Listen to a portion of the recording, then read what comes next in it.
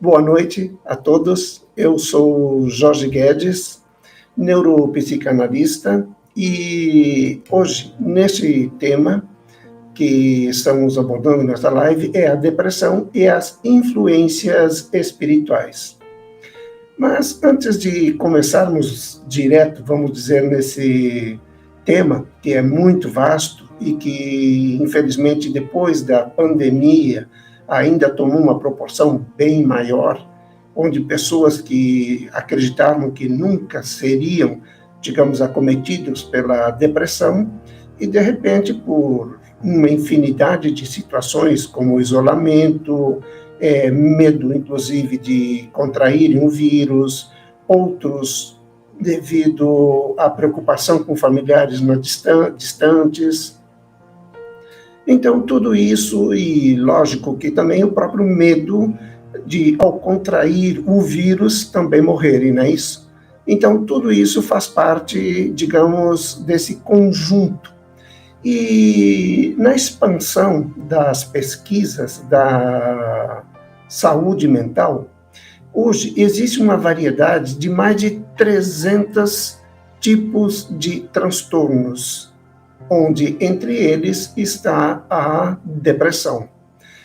É incrível porque, na verdade, a depressão todo mundo conhece como doença, outros, uma grande maioria, não aceita como doença, mas, no entanto, é uma doença. Atribuem, muitas vezes, à genética, outros ao ambiente, outros à predisposição, que é justamente aí onde entra a questão da depressão e a influência espiritual.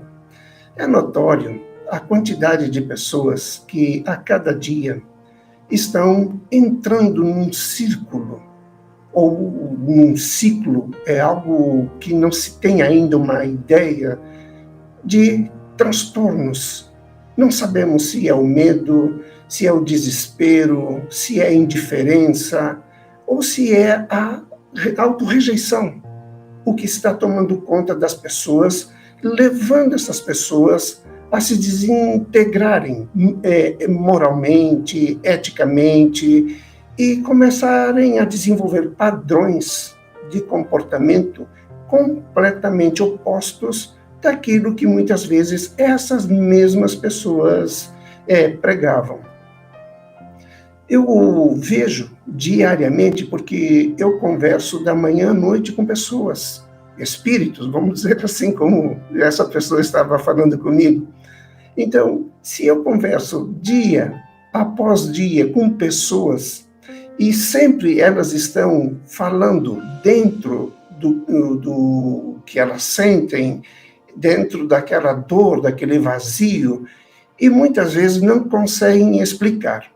Então, para que possamos tomar um rumo bem direto, vamos falar da seguinte maneira. Existe um tipo de depressão que é uma das mais comuns, que é aquela depressão que a pessoa não consegue ficar feliz onde está, com quem está, fazendo o que ela está fazendo. Ela sempre está à procura de algo. E isso a leva, muitas vezes, ao desespero, ao abandono, ao isolamento. Ela procura, não consegue saber o que. Vai à procura também de profissionais.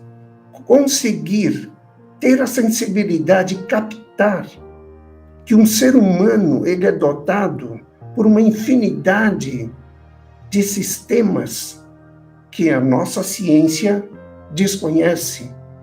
Também é uma sensibilidade. Nós, seres humanos, somos filhos, digamos, de um universo vasto, muito vasto.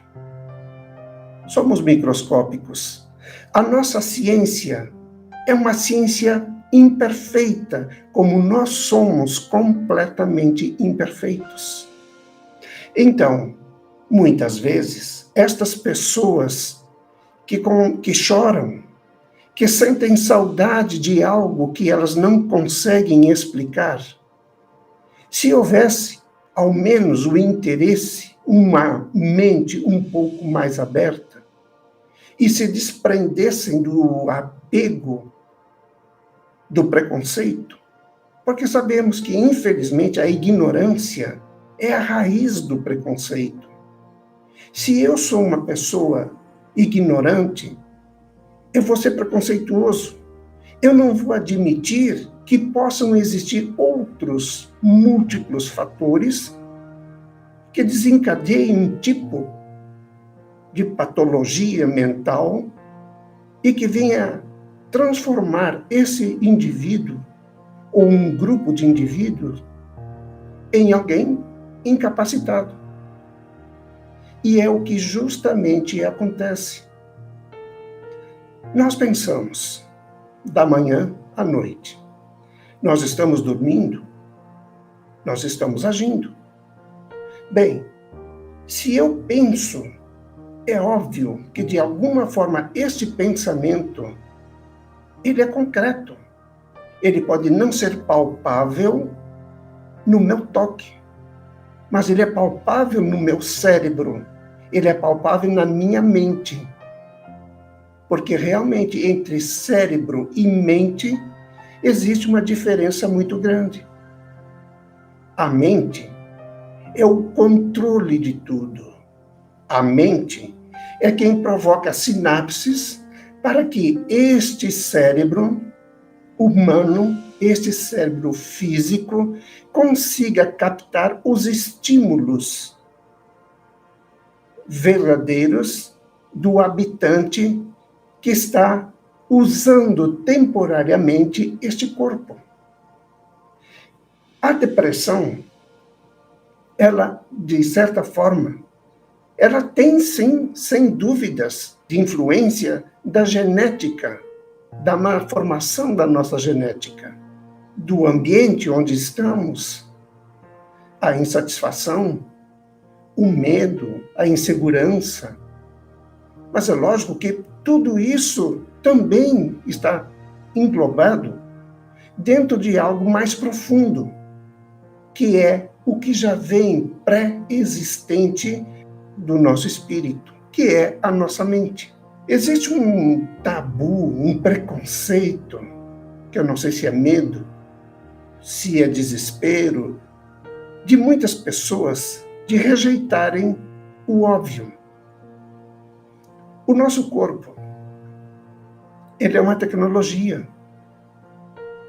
Dentro da ciência, da genética, estudam mecanismos para desenvolverem um clone, uma perfeição humana.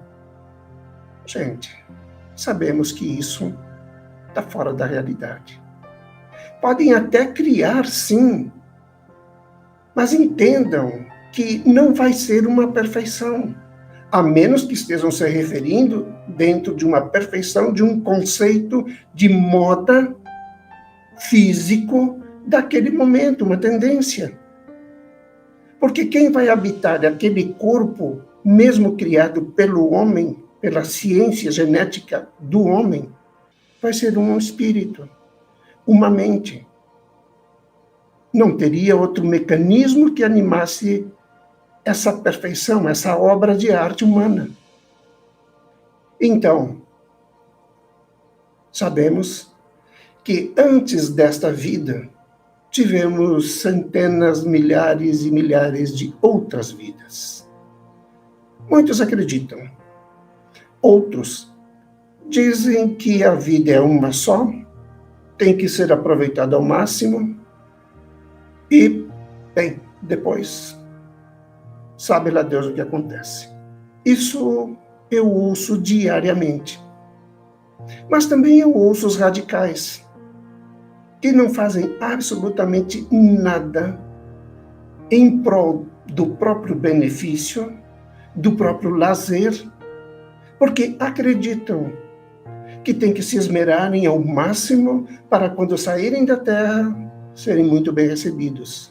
Gente, nós somos seres humanos, dotados de uma infinidade de patologias e que essas patologias se manifestam em experiência física, porque cada experiência física é uma experiência terapêutica, ao mesmo tempo, uma experiência pedagógica, porque é aqui, em vida física, que nós conseguimos expurgar todos aqueles tormentos, geralmente voluntários, ou outros impostos e assimilados por nós como verdade, e que geram um trauma, ou muitos traumas, e que não é somente numa única existência que vai ser possível fazer com que esses transtornos sejam eliminados. Então, como eu estava comentando com vocês, a depressão, aquela depressão onde a pessoa vive eternamente triste, melancólica, à espera de que alguém, de alguma maneira, venha satisfazer aquele vazio existencial crônico. Procura, sim, e como procura uma ajuda profissional. E nossa, como os profissionais se empenham para poder ajudar essas pessoas que vivem este tipo de doença, mas não conseguem. E quando conseguem, a possibilidade de uma recaída é grande. Porque a maioria das nossas doenças mentais, elas não são formadas aqui na Terra. Elas são formadas há milênios e, gradualmente, elas vão sendo tratadas. A Terra é considerada espiritualmente como um umbral médio. Existe a fome, as más intenções, a guerra, a destruição, as doenças. Existe uma infinidade de situações que não permitem dizer que a Terra é uma colônia de paz, porque nós não vivemos em paz. Não é porque um vive agredindo o outro, tentando se apropriar do que é do outro, que nos tira a paz. O que nos tira a paz é o que já trazemos e que não conseguimos, ou não queremos nos libertar. Porque também existe um detalhe, existe o princípio de afinidade. Se eu aceito aquilo que eu estou vivendo e entendo como parte da minha história, é óbvio que eu estou permitindo que esse tormento ele ganhe força, ele ganhe dimensão. É onde entra a questão da liberdade de consciência, o que muitos chamam de livre-arbítrio. Então, vamos imaginar que a Terra é um ambiente, para quem não conhece, não sabe o que é umbral grosso, que é aquele umbral onde quem comete crimes, quem comete erros gravíssimos, que envolvem prejuízos, e prejuízos pesados para milhares ou milhões, infelizmente eles vão ter que ir para esse umbral. É uma reeducação. E muitas vezes é nesses umbrais onde nós, que já passamos por esses umbrais, simplesmente desenvolvemos o princípio de afinidade afetiva, pelo próprio ambiente, pela liberdade excessiva e irresponsável que nós vivemos, porque lá tudo é permitido. Mas entendam, tudo é permitido para quem tem o poder, porque um umbral grosso Não se enganem, acreditando que simplesmente chega lá e vai ter uma vida como tem aqui, a vida de poder decidir se faz o bem, se faz o mal, ou se fica neutro, em cima do muro. Muitas vezes, o indivíduo mal está morrendo e já tem dezenas de outros indivíduos já desencarnados à espera dele. Porque durante a vida inteira, esse indivíduo se deixou levar, aceitou as sugestões. Ele foi escravo em vida, embora pensasse que fosse livre, e ao desencarnar, vai entender que, infelizmente, ele nunca foi livre. E depois do desencarne, no umbral grosso, que ele vai entender o que realmente é uma escravidão. Então, todos os indivíduos que detêm o poder no umbral grosso, eles têm legiões de soldados, de batedores.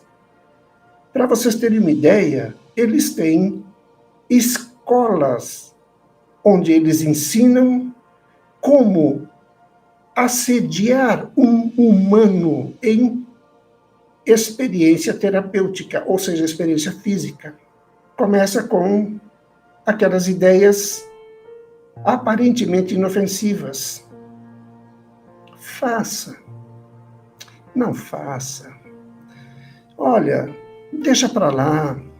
E aos poucos, esse faça, não faça ou deixa para lá, vão se transformando em sugestões mais intensas, agressivas ou extremamente passivas. A nossa depressão, onde a pessoa vive lamentando à procura de alguma coisa, ela é uma lembrança pré-existente que está arquivada no perispírito. Para quem não sabe o que é o perispírito é o corpo do espírito. É onde o espírito consegue manter todas as suas chagas.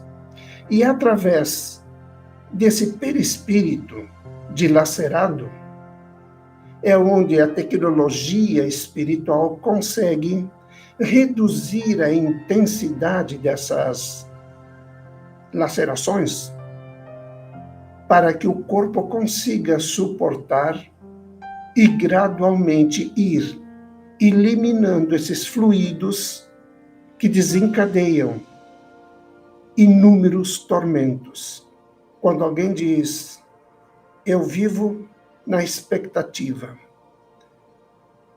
porque eu espero que aconteça alguma coisa, nada na vida me satisfaz.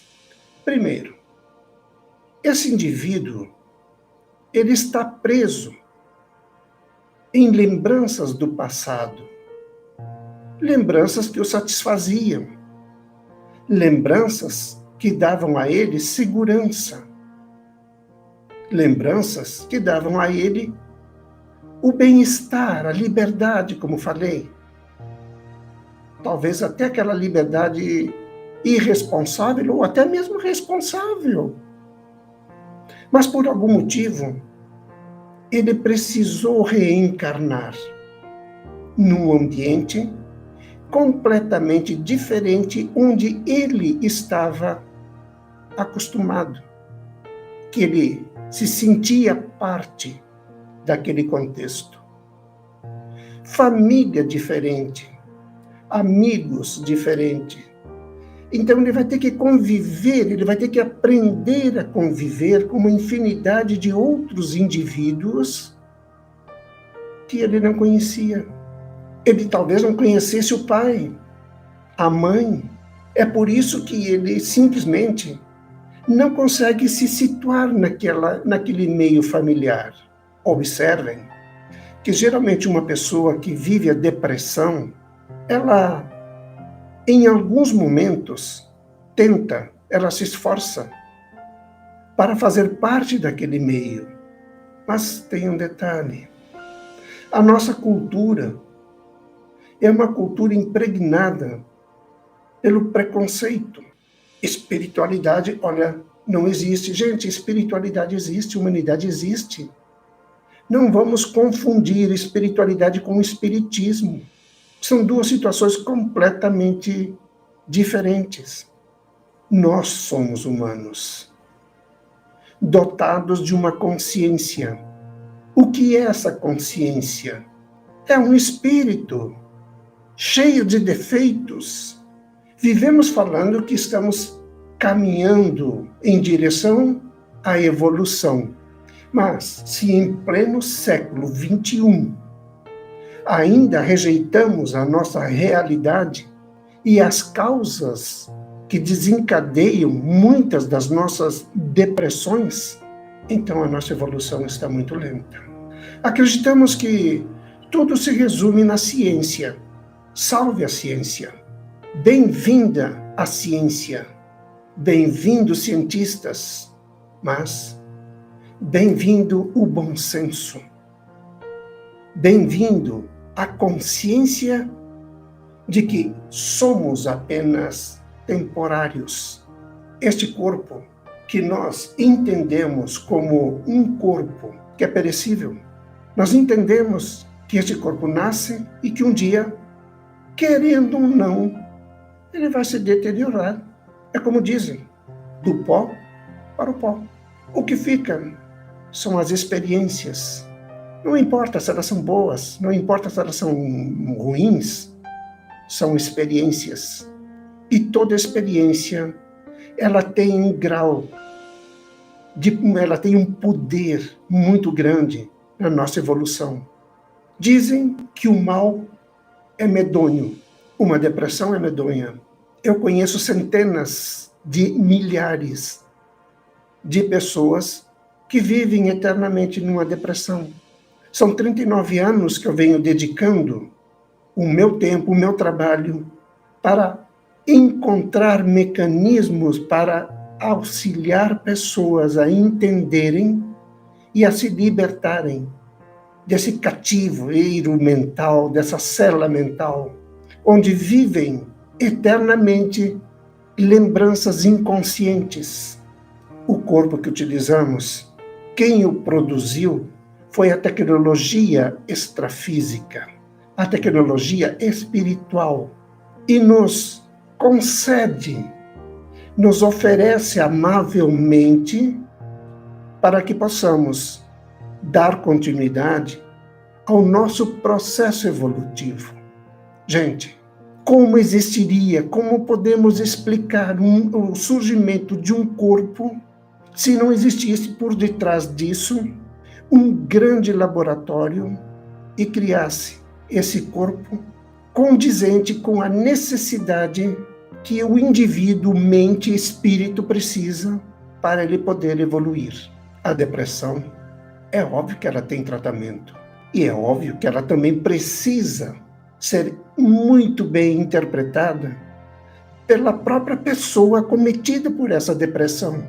Não adianta eu simplesmente dizer você é um depressivo. Ela já sabe, a família já sabe. Talvez a família já não saiba nem mais o que fazer. Talvez os profissionais da área da saúde que cuidam, que tratam, que se esforçam, botem a mão na cabeça e digam: o que eu faço, pelo amor de Deus? Porque, na verdade, a maioria das pessoas acometidas pela depressão, elas trazem uma carga genética extrafísica muito mal formada, como falei anteriormente, ou porque foram submetidos a traumas terríveis, em umbrais terríveis. Não estou falando de inferno não, gente. O inferno é a ideia que cada um cria daquilo que imagina de sofrimento. Não existe também o céu, não existe o paraíso. Existe uma fila e existem tratamentos terapêuticos extrafísicos que se organizam, se fundem com os tratamentos físicos para que essa pessoa acometida pela depressão ou outros transtornos possam ter um alívio. Porque além dessa predisposição, dessas lembranças inconscientes que não permitem que esse indivíduo se engaje aqui no meio familiar, social, como muitos dizem, eu não era para estar neste mundo, ou eu sou muito avançado, essas pessoas da minha família não tenho nada a ver com eles. É uma verdade, pode ser sim. Pode ser que não tenha absolutamente nada de ligação afetiva com aquelas pessoas. Mas pode ser que aquela família tenha sido um meio terapêutico utilizado pela espiritualidade para que esse indivíduo que vive nessa depressão constante, essa depressão crônica, se desapegue daquelas lembranças que estão presas no consciente do inconsciente. Para muitos, que história é essa? Consciente do inconsciente. Bem, nós estamos conversando sobre espiritualidade e depressão. Eu sei que eu estou deprimido, sinto falta de alguma coisa, procuro, mas não sei o que é. Como acontece normalmente com homens e mulheres, que no desespero, na carência, se envolvem com todo tipo de indivíduos, tentando encontrar alguém que preencha aquele vazio, aquela dor. Não creio que vão encontrar. Raramente, por algum tempo, alguém me disse, finalmente encontrei a minha cara metade. Toda aquela tristeza, todo aquele desânimo, toda aquela falta de iniciativa desapareceu, porque é uma pessoa que me ajuda, me impulsiona, me ensina. Magnífico. Essa pessoa é uma abençoada ou um abençoado, porque teve a chance de encontrar o medicamento espiritual. A falta que ela sentia era de alguém que já estava próximo, mas por algum motivo que ela precisou ou ele precisou passar alguns anos num aparente sofrimento, porque vamos entender uma coisa também, gente, o mal é pedagógico. Muitos podem discordar, mal é mal. Sim, mal é mal. Mas me diga, como é que você aprende? Não é através, infelizmente, da dor, da perda? Não são essas experiências aparentemente danosas que nos corrigem, que nos tornam mais éticos, mais conscientes, respeitar o nosso semelhante? Porque é muito fácil impor a dor no outro. E se eu não tenho consciência da dor que eu estou impondo no meu semelhante, eu vou ter que passar por esse tratamento terapêutico, pedagógico, aprender. Então, você é submetido a um processo que eu, ao sentir aquele maltrato, mesmo não lembrando o que eu tenha feito no passado, comece a corrigir os meus defeitos. Mas voltando para a depressão. A depressão que eu estou falando, porque são muitos tipos de depressão, é aquela depressão onde existia um grupo. Vamos dar um exemplo. Esse grupo, por milhares de anos, sempre esteve unido. Faziam o que bem entendiam, pelo bem ou pelo mal. Ou simplesmente pela inércia, não faziam nada. Mas estavam ali, juntos. E chegou um momento que a decisão suprema caiu sobre eles. Olha, vocês vão ter que evoluir, vocês estão parados, estão estagnados e a filha é muito intensa, muito grande e ela precisa andar. Então vocês vão ter que passar por uma experiência corpórea. Você vai ter que nascer no seio de uma família de desconhecidos. Eles não gostam de bagunça, eles são corretos, eles trabalham, são exigentes na conduta, eles são corretos ao desenvolverem regras, e esse indivíduo que viveu milênios dentro de uma liberdade simplesmente vai dizer o quê? Alto lá, eu não vou sair do meu mundo para entrar num mundo de indivíduos que eu não conheço, mas ele precisa evoluir. Antes de mais nada, vão ser tentados muitos acordos. Vão ser apresentados, vão conviver na vida, em alguma colônia espiritual, para que consigam ter pelo menos um mínimo de integração. Mas é óbvio que aquele indivíduo não vai querer se separar do grupo. A partir desse momento, ele já vai começar a desenvolver um grau de nostalgia. Já vai começar a sentir a dor da separação. Antes mesmo de chegar na Terra, para viver essa experiência terapêutica, pedagógica, ele já vai começar a chorar, lamentar, suplicar para não vir. Mas vai vir, porque já foi decidido. E aí não adianta vocês dizerem, sim, cadê a liberdade de consciência, livre-arbítrio? Para aí, gente, para aí. Se você aí chega para mim e diz 100 vezes, Jorge, você precisa pegar este saco de farinha e colocar ali. E eu olho para a farinha, olho para a distância e indiferente. E o saco de farinha continua. E você falou 100 vezes. E outras pessoas falaram. Mas eu não estou disposto, porque eu acho que eu tenho minha liberdade de escolha. É claro que tenho. Até o momento em que a sua escolha, a sua liberdade, não interfira no progresso, na evolução, no conhecimento, no aprendizado de outros indivíduos.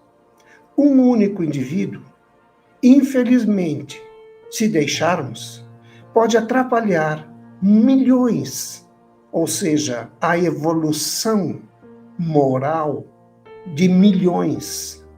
E com isso, se estabelece a anarquia. Sabe por quê? Porque vai predominar o eu faço o que eu quero. Então, ninguém antes da espiritualidade tomar uma atitude, vem como vítima. Não existem vítimas. Mas existe o discurso da vítima. É diferente. Então, voltando ao saco de farinha, me falaram 100 vezes, pessoas diferentes, até que chega alguém que tem o poder de decisão, me pega pelo braço e diz, ou você pega agora este saco de farinha, ou você vai sofrer algum tipo de represália. E eu, muito insatisfeito, má vontade mesmo, pego esse saco de farinha, que não pesa nada, 1 quilo, na mão. E em vez de colocar com delicadeza, para não danificar o saco, o conteúdo do saco, simplesmente jogo. Onde alguém queria que eu o pousasse com delicadeza. Mas ao jogar, danifiquei. Além de não ter colocado no lugar indicado, danifiquei o conteúdo. É óbvio que eu preciso de uma correção. Então, muitas vezes as pessoas acreditam na injustiça divina. Nós vamos falar, vai ter muitas lives. Vou ganhar algumas pessoas, vou perder muitas outras. Mas a intenção é justamente isso. Que os conscientes entendam e aqueles que ainda estão na inconsciência, mas querem sair dessa inconsciência, comecem a entender que a injustiça, que as patologias, que os transtornos, somos nós os criadores. Nós temos o nosso cromossomo, e o nosso cromossomo espiritual, ele altera por segundo, conforme a nossa conduta. E à medida que a nossa conduta vai ficando mais estável, o nosso cromossomo também vai ficando estável. Então a depressão, ela é, infelizmente, um dos males pré-existentes. É muito comum um filho chegar e dizer, eu odeio meu pai, eu odeio minha mãe, eu odeio meus irmãos. E rezar, implorar para que chegue na maioridade para poder sair, ou então até mesmo dentro da infância ou da adolescência, apenas por satisfação, provocar situações terríveis que comprometam, que enxovalhem aquelas pessoas que com muita antecedência lhes foi apresentado. Mas eles não aceitam, porque eles não estão acostumados a regras. Eu lembro que há uns anos atrás, chegou um homem para mim muito depressivo. Muito. Quem olhava para a cara daquele homem, a primeira coisa que pensava era, coitado, que sofrimento. Ele sentou na minha frente e eu perguntei, amigo, em que posso ser útil? Então ele disse, tem 5 anos que eu não trabalho. Eu estou numa depressão. E recebo uma pensão. Consegui essa pensão, mas o meu objetivo é a aposentadoria. Porque eu sou depressivo. Então eu disse, peraí. Ele já está se auto-intitulando depressivo. Afinal, ele é depressivo ou ele apenas quer uma aposentadoria?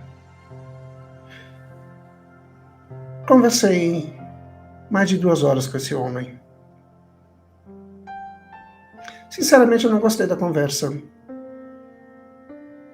Quando você lida com frequência e durante muito tempo com as pessoas, antes delas falarem, infelizmente,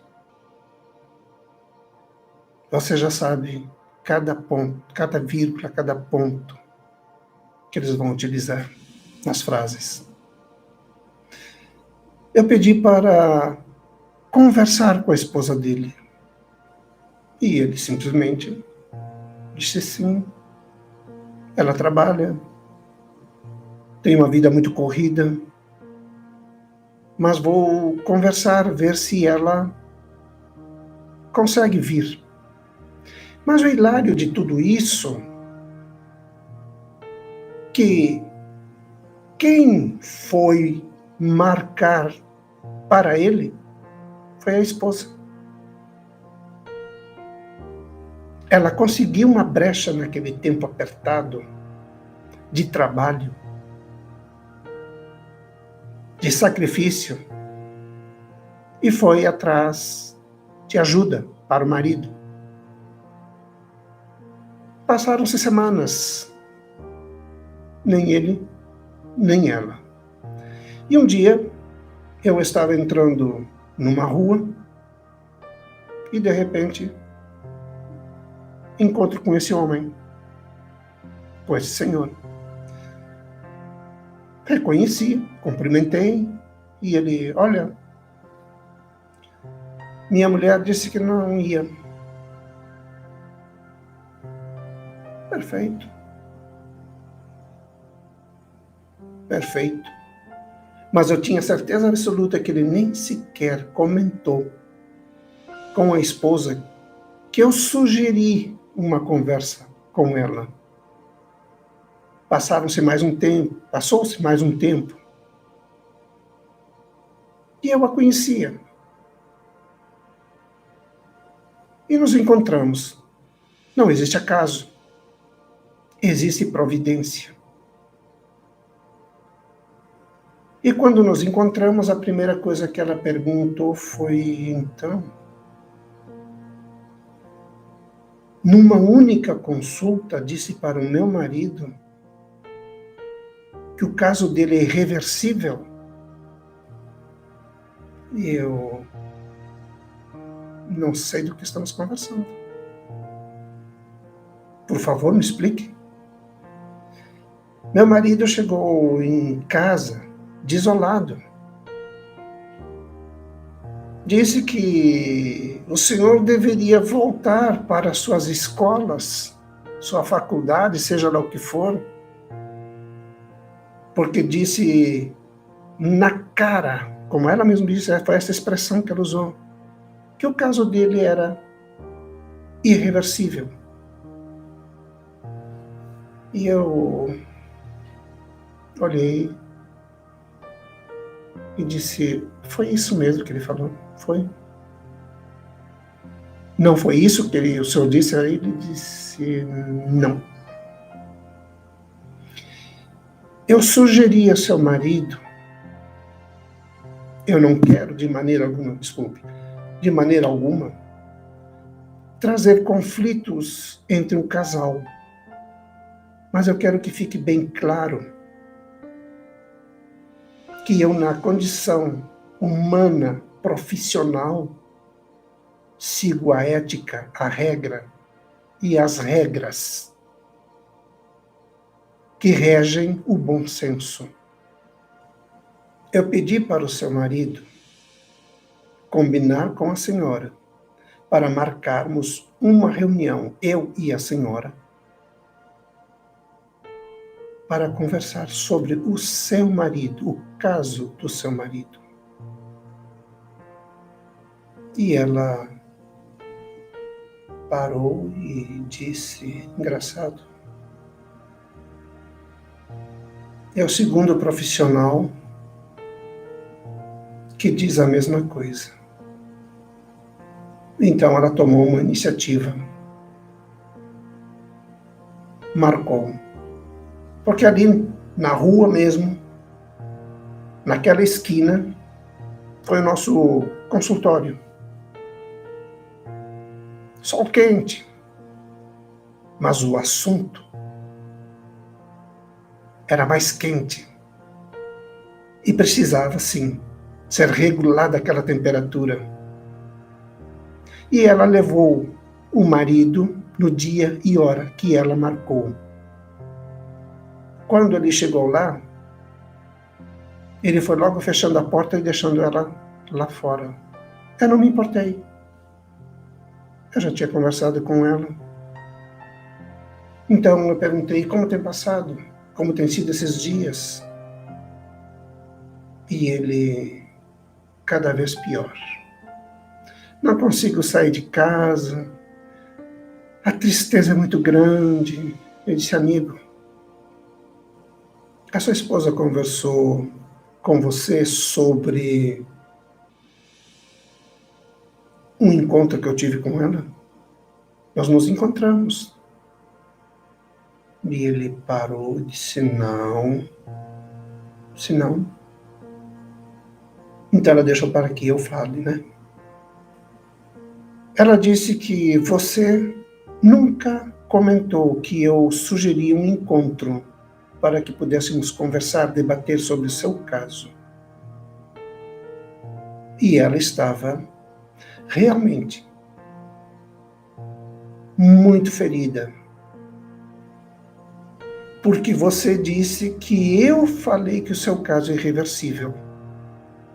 E, no entanto, o seu caso não é irreversível. Infelizmente, o que você quer é uma aposentadoria. A conversa acabou em poucos minutos. Ele levantou e disse, eu não quero ser tratado. Liberdade de consciência. O que chamamos de livre-arbítrio. Tentou com diversos profissionais da área da saúde, até que um dia conseguiu se aposentar. Em uma semana, a depressão desapareceu. Em uma semana, saía com antigos amigos, ia pescar, até fazer caminhadas, ciclismo. Então, depressão existem pessoas realmente que vivem uma profunda depressão, que merecem atenção, que merecem todo tipo de pesquisa, conhecimento, sem preconceitos, para que possamos ajudá-las. Enquanto que outros que se travestem de depressivos precisam de olhos atentos, de olhos observadores, para entender a realidade da conduta. Então, voltando novamente ao ponto da depressão e a influência espiritual. Uma pessoa que bebe, é viciado no álcool, quer deixar de beber, não consegue, entra em depressão. Porque ele se esforça, ele até consegue passar alguns dias, o mesmo acontece com quem quer parar de fumar, ou até mesmo outro tipo qualquer de tóxico. Mas parece que vem alguma coisa ali e diz: fulano, você precisa fumar, você precisa beber. Beba. Ele olha para a garrafa, olha para o copo, mas não quer, porque ele não quer. Mas ele já está deprimido porque ele não está seguro da capacidade que ele tem para reagir, resistir. E continua mais uma e outra vez aquele assédio. Beba, fume. Pode ter certeza, ele vai fumar. Ele vai beber. Ele pode não querer fazer aquilo, mas ele vai simplesmente sair de onde está e satisfazer aqueles que já têm domínio sobre a psicosfera, sobre a mente dele. E quando aqueles indivíduos já estão saciados, ele, que já estava deprimido, com dúvidas quanto à sua segurança, é óbvio que ele vai ficar 1000 vezes pior. Culpa, remorso, mágoa, se sentindo um impotente, um incapacitado. Porque ele pensou em beber e ele não sabe que não foi ele que pensou em beber. Ele não sabe que ele resistiu o máximo que pôde. Ele não sabe que por trás daqueles pensamentos, que não eram deles, e sim uma comunicação telepática, o induziram a beber. Porque o obsessor, ele não está interessado na sua integridade física, moral, na sua saúde. Ele não está interessado na sua família. Ele está interessado nas necessidades dele. Se ele fuma e bebe, e você, eu ou qualquer outra pessoa tem a mesma tendência, que é uma tendência, é algo pré-existente, porque já trazemos isso, é lógico que eles vão se aproximar. Porque existem muitos outros sentidos que o nosso meio científico ignora. Eu não sei se é por preconceito, não sei. Mas conhecemos o que? O nosso consciente, subconsciente e inconsciente. Temos nossos 5 sentidos, que mal conseguimos utilizar uma visão que vemos o que queremos e com muita distorção, uma audição que nos engana. Alguém fala lá, ó, tem uma variação aqui de uma brisa, modifica uma palavra, entendi. Errado. E aquilo me leva a desenvolver ações porque ouvi errado. A mesma coisa com a depressão. Se eu já trago uma saudade de uma família que eu tinha e que eu fui separada e inserida numa família de desconhecidos para me corrigirem, porque é óbvio, isso só acontece quando eu tenho hábitos e vícios. Porque se eu tenho uma vida pautada na ética, eu vou me adaptar em qualquer ambiente. Não vou precisar ser submetido a este tipo de imposição. Porque se eu não evoluo, não sou eu somente que estou ficando para trás. Como eu já falei, são milhões. Muitas vezes, o depressivo, ele também está sofrendo a influência espiritual, o assédio de alguém que fazia parte daquele grupo, que ele ou ela pertencia. E é óbvio que eles não vão querer perder aquele membro. Para eles, ele é muito importante, ou ela. Então, eles vão inserir na cabeça delas ideias, lembranças, imaginações, aquelas imaginações intermináveis, aqueles filmes, porque ficam imaginando milhões e milhões de coisas, e o tempo vai passando, os anos vão passando, a mente envelhece, o corpo, a mente.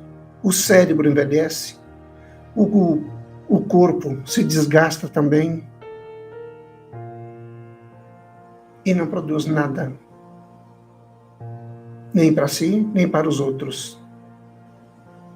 Porque, infelizmente, não foi entendido que esse ser que está em depressão, ele está sendo bombardeado, assediado, para que aquelas tristezas aumentem. Que precisamos ter muito cuidado quando se fala em depressão. Antes, precisamos entender a origem dessa depressão. Porque tem muita depressão aí que não é depressão, é capricho. É a realidade. Capricho de homem que está infeliz com a esposa, capricho de esposa que está infeliz com o esposo, capricho de filhos que quer alguma coisa que o pai e a mãe não podem dar. Então, estou depressivo. Estou depressivo. Porque você sabe que caráter é pré-existente. Ou é bom ou é mal. Se é bom, fica melhor ainda, quando se tem uma orientação. Se é mal, se tem orientação má, vai ficar pior. Mas se tem uma orientação boa, vai dar trabalho. mas a correção pode existir. Então, gente, uma coisa pode ter certeza: 300 transtornos, como falei, catalogados, pesquisados, e que vou precisar de muita pesquisa, de muito aprofundamento nisso. Mas estão esquecendo uma parte que é essencial: a nossa composição. Eu saio daqui da minha casa cheio de maus hábitos. Bebo água, jogo o copo na pia, vou cortar o pão, encho de farelo a mesa, saio da mesa, deixo o prato. Se eu vou passar uns dias na casa de alguém que tem regras, vai ser um tormento para ambas as partes. Porque eu não vou querer abdicar daqueles meus vícios. E onde eu estou, com quem eu estou, vai querer manter as regras. Comeu, amigo? Lave seu prato. Bebeu água? Lave seu copo. Dormiu? Faça sua cama. Então, muitas vezes, tem pessoas, como falei anteriormente, que realmente vivem uma profunda depressão. E tem outros que vivem um mal voluntário. Eu vivo aquilo porque eu não estou conseguindo chamar atenção, que me deem aquilo que eu quero. E todos nós, independente da idade, raça, sexo, somos acompanhados por amigos do passado, afinidades, afetos ou desafetos. E tudo que eles puderem fazer para nos ajudar a nos desenvolvermos e realmente nos expandir, nos tratar nesta experiência terapêutica corpórea, pedagógica, tudo que eles puderem fazer, eles vão fazer. Porque eles são amigos. Nos amam. Mas os nossos desafetos, eles conhecem as nossas vulnerabilidades. Eles sabem perfeitamente bem onde nos atacar. E principalmente se ficarmos o dia inteiro pensando, imaginando, que na verdade não é imaginar, é lembrar. É lembrar de vidas passadas e me refugio num canto. Com isso, meus desafetos vão tomar, sim, uma providência de se aproximar e de me levar à extrema desidratação energética. Vão transformar a minha mente, meu espírito, minhas ideias, meus pensamentos, meus desejos, um verdadeiro caos. Eu vou perder o controle. E quem vai assumir são eles.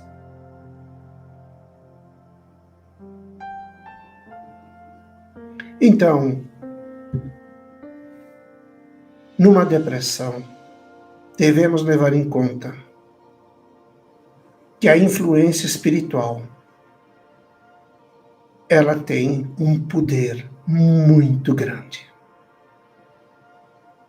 E se formos cautelosos, mente aberta, e deixarmos o preconceito de lado e procurar boas informações, aprender, entender, então vamos descobrir que nada se resume numa cartilha. A cartilha é o básico do básico. Eu preciso entender o ser humano. Eu preciso fazer com que eu e outros seres humanos entendam que precisamos reagir. Mas como reagir? Se eu simplesmente digo, você precisa reagir, sim, precisa. Ele tem consciência que precisa. Se ele me procurou, ele já tem consciência. Mas como? Como ele vai reagir? Gente, quando eu trabalhava no exterior, eu tive a oportunidade de trabalhar em 11 países. Estudei em 11 países. Tenho amigos, porque eu não tenho pacientes. Eu tenho amigos que são milhares. Estou falando aqui abertamente, com certeza milhares, centenas, de algum dia, hoje ou amanhã, algum dia, eles vão ouvir. Então, a verdade, ela tem que ser 100% verdadeira. Quando eu digo que trabalhei em 11 países e tive o privilégio de aprender, porque o que um brasileiro sente, um americano, um espanhol, um russo, um israelita, um português, também sente. Somos dotados de emoções, sentimentos, só que não são sentimentos ou emoções controladas. São sentimentos, emoções que vivem a galope, livres. Como muita gente dizia, eu sou um espírito livre. Espírito livre? Como? O que é ser um espírito livre? Fazer o que bem entende? Não vou questionar, cada um tem seu ponto de vista. O que eu faço? Sou responsável. O que eu deixo de fazer? Sou mais responsável ainda. Porque se eu faço alguma coisa, pode prejudicar milhões, mas se eu deixo de fazer, eu posso provocar a inércia de bilhões. Todos nós somos seres humanos dotados de uma consciência. Não existe essa história de agir ou simplesmente falei inconscientemente. Impulso é uma coisa, inconsciência é outra. Se temos o nosso consciente, subconsciente e inconsciente, somos tão básicos assim? Tão básicos? O que somos no universo? O que representamos no universo, pelo amor de Deus, com tanta falta de tecnologia? Porque cada sentido é uma tecnologia, nós somos uma máquina com sentimentos, emoções, e a cada experiência que vivemos vamos aperfeiçoando, para o bem ou para o mal. A escolha fazemos. Mas tem um detalhe. Não podemos, de maneira alguma, dizer que uma depressão ou outros transtornos, como falei, que se pesquisam são na média de 300. Mas, se formos falar a verdade, são incontáveis os transtornos que os pesquisadores nem se atrevem a falar, a comentar da existência desses transtornos, porque não existe a menor teoria que sustente a possibilidade de algo que se diga: a origem é esta. Porque simplesmente acreditamos que tudo está no cérebro. O cérebro é um meio. Nada mais que um meio. A sinapse é emitida pela alma, pelo espírito, como vocês preferirem, que vão acionar os neurônios, as fibras nervosas. Então, temos as fibras nervosas do nosso corpo extrafísico, que é o perispírito, que é o corpo do espírito, e temos as fibras nervosas do cérebro, que são os nossos neurônios. Desliguem as fibras nervosas do perispírito e teremos o quê? Morte cerebral. O cérebro deixou de produzir sinapses, deixou de produzir os neuroquímicos, deixou de animar um corpo independente da idade, da raça, do sexo. A depressão, ela é pré-existente. Aqui ela se manifesta. E é óbvio que a genética física tem, sim, a má formação tem um peso muito grande. De uns anos para cá, porque antes nem se falava nisso. Como também nem se falava em depressão. A mesma coisa é o ambiente. Seja o ambiente familiar, o ambiente profissional, o meio social. Quantas pessoas entram em depressão porque o colega ou o vizinho comprou um carro e ele não? Nossa! Aí dirá, é muita sorte. Sorte não ajuda ninguém. Eu, particularmente, não sei nem se existe sorte. O que eu sei que existe são pessoas que lutam e têm objetivos, criam os meios. E tem outros que acreditam que Deus vai dar alguma coisa. O mesmo acontece com as doenças mentais.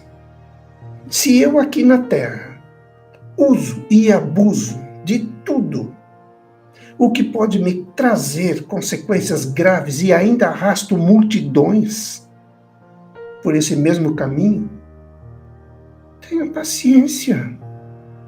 Quando eu sair daqui, em que buraco eu vou parar? Como alguém, por mais que me ame e já esteja do outro lado, e num plano bem elevado, moralmente falando, espiritualmente falando, vai conseguir me ajudar?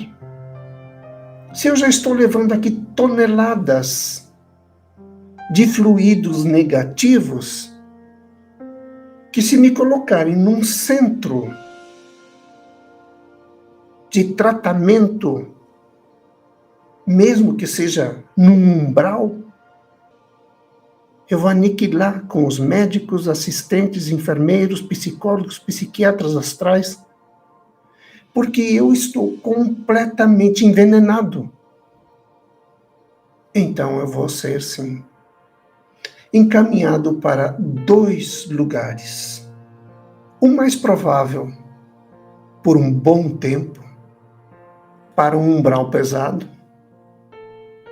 onde eu vou ser escravo, humilhado, sodomizado, pisado, até entender o que foi que eu fiz com a minha vida. Mas este é só o começo. Porque depois vem mais. Isso não vai me livrar de maneira alguma das culpas que eu botei sobre os ombros por ter carregado milhares e milhares de pessoas com meus vícios. Eu fui um indutor. Então eu tenho que, de alguma maneira, me responsabilizar, reparar. E é lógico, se eu consigo já enxergar que eu estraguei a minha vida e ali estou sofrendo as consequências que eu mesmo produzi,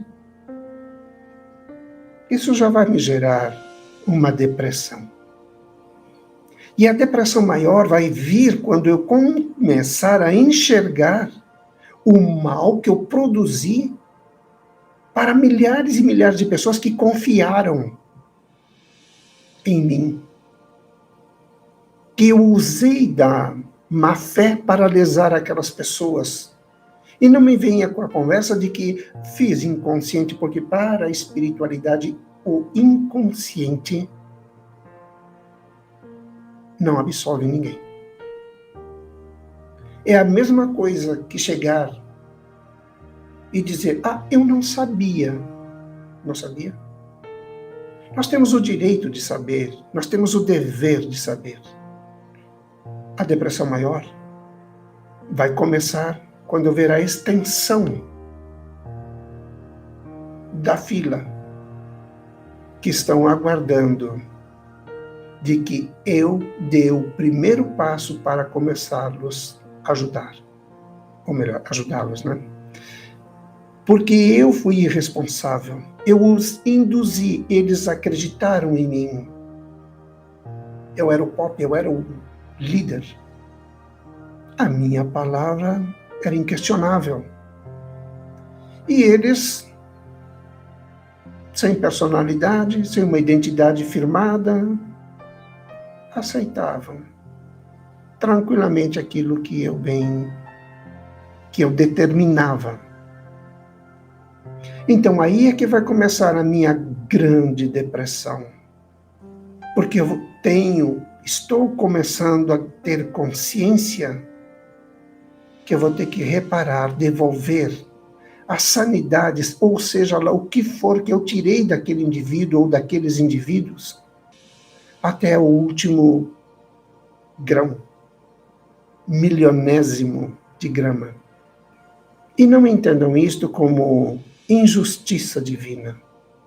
Entendam isto como bênção. Essa história do que aqui se faz, aqui se paga, é relativo.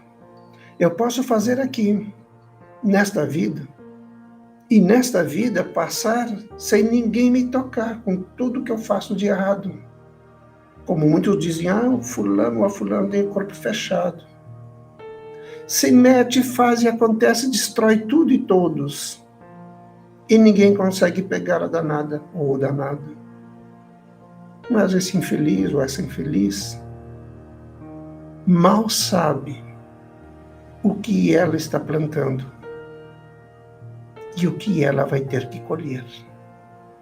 Porque cada semente maldosa que ela plantou e que se transformou em parasita para sugar os outros, ela vai viver esse tormento. E aí vem aquela depressão terrível, onde eu sinto muita culpa, não sei do quê. Nossa, eu sinto um remorso, algo que me distrai, mas não sei por quê. Precisa de ajuda? É claro que sim. O bom ou o mal é um estágio. Eu já fui mal. Eu posso estar sendo mal e não saber, não perceber, não tive a oportunidade de que alguém me mostrasse caminhos para que eu adotasse posturas diferentes na minha conduta. Então, não existe o mal, não existe o bem. Existem caminhos a serem tratados, pavimentados, e faltam muitos operários conscientes, conhecedores, para que possam indicar o caminho para quem está clamando por uma gota de atenção. Mas não é só a palavra. É levá-los a entender, porque eles entendendo, eles vão modificando. Mas atenção. Também existe um outro lado. Existem muitas pessoas que imploramos para ajudá-las, que imploramos para que recebam o nosso auxílio. E arrogância, prepotência, não aceitam. Não aceitam ajuda de maneira alguma. E mesmo assim, nós continuamos ali. Fulaninho, fulaninha, pelo amor de Deus, aceita essa ajuda. E o fulaninho, a fulaninha está tripudiando porque ela não quer ajuda. E nós, nessa insistência, entre aspas, inconsciente, estamos deixando de enxergar quem está do nosso lado e dizendo, por favor, um segundo da tua atenção vai me levar à redenção. Por isso que precisamos ser respeitosos conosco, amor próprio. Porque isto aqui, esta insistência de ajudar quem não quer ser ajudado, é uma forma de depressão, é uma carência.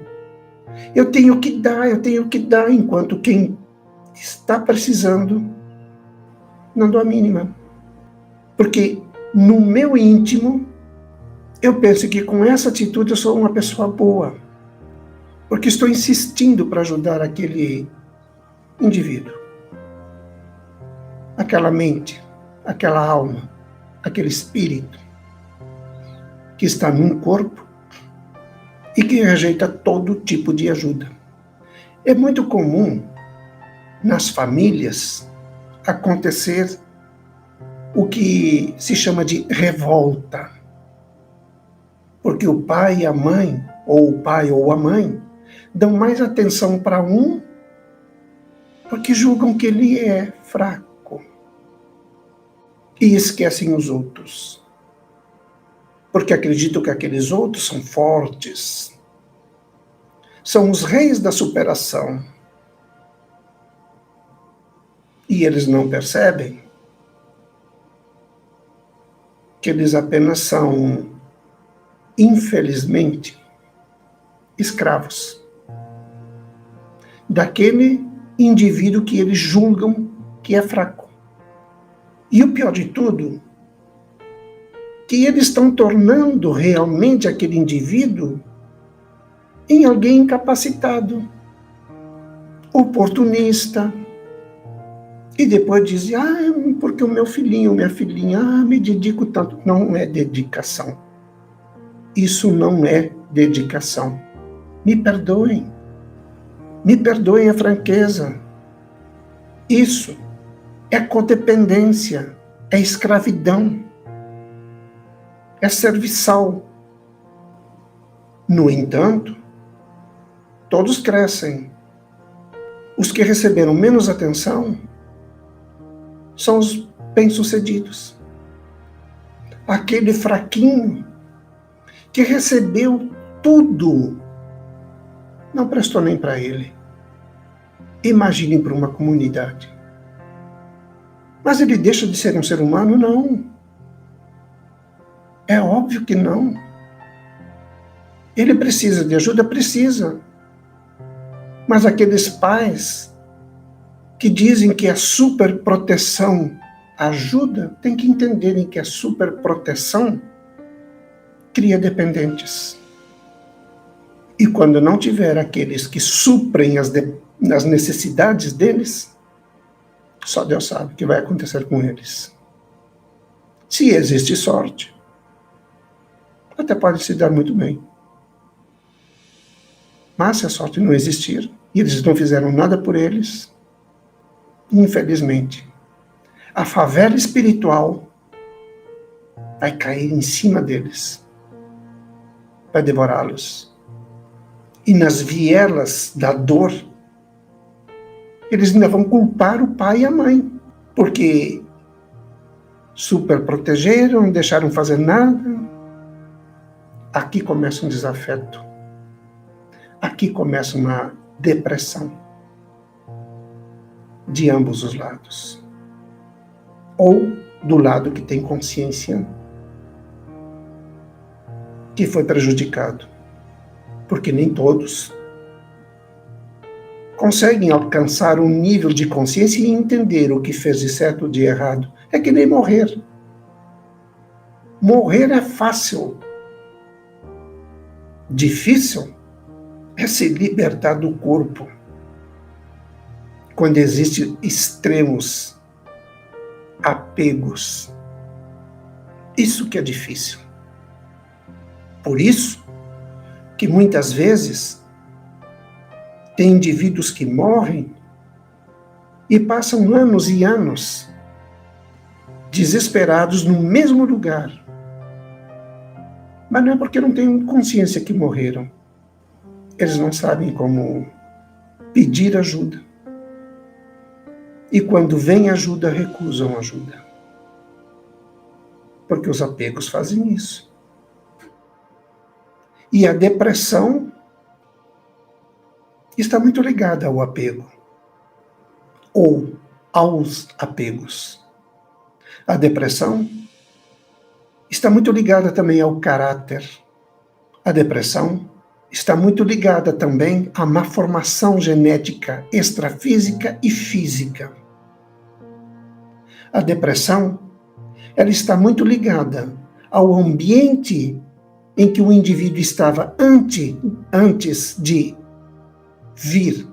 viver essa experiência terapêutica corpórea, e também com o ambiente em que ele está vivendo essa experiência terapêutica corpórea aqui na Terra. Somos o que pensamos. Atraímos o que os nossos pensamentos chamam.